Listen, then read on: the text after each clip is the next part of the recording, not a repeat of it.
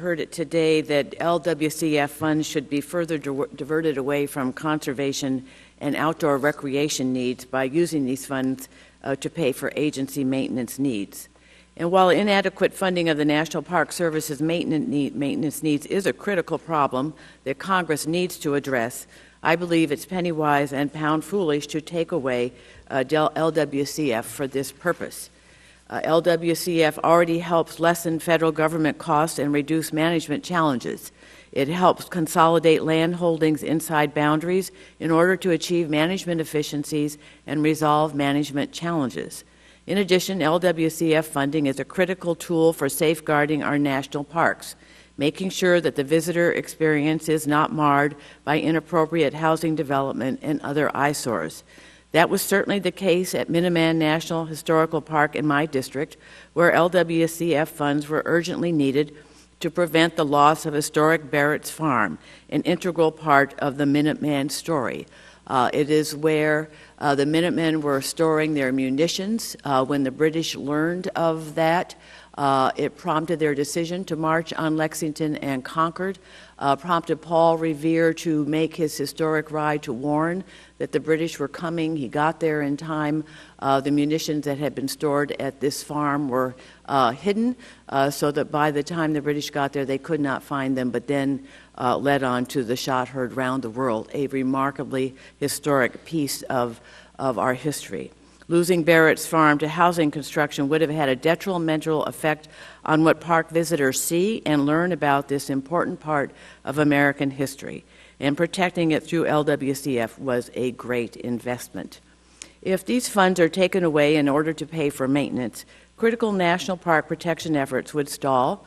Landowners will not wait. We have to remember we are always addressing and working with willing sellers, and incompatible development inside park boundaries would be the likely outcome. Once lost, these special places cannot be replaced.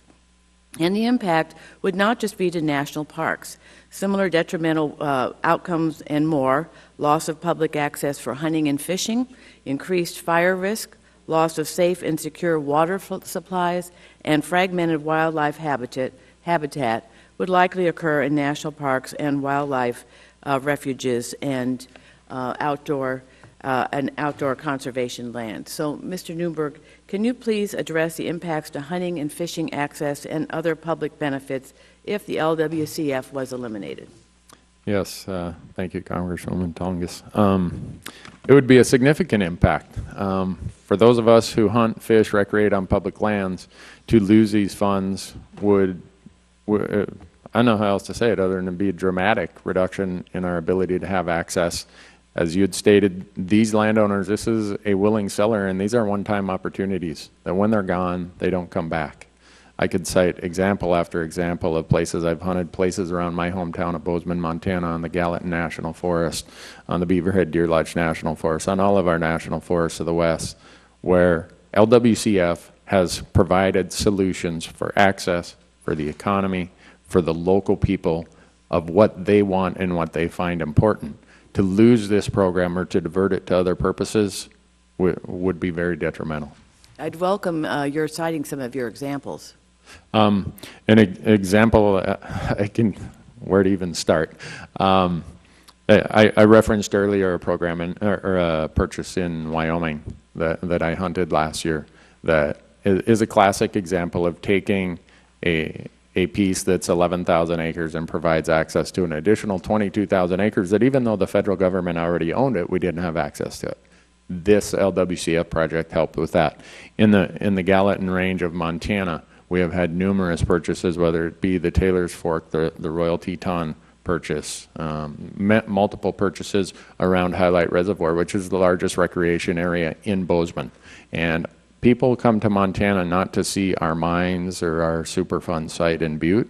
They come here to see our public lands. And that's a robust part of our economy. It's the #2 economy in Montana.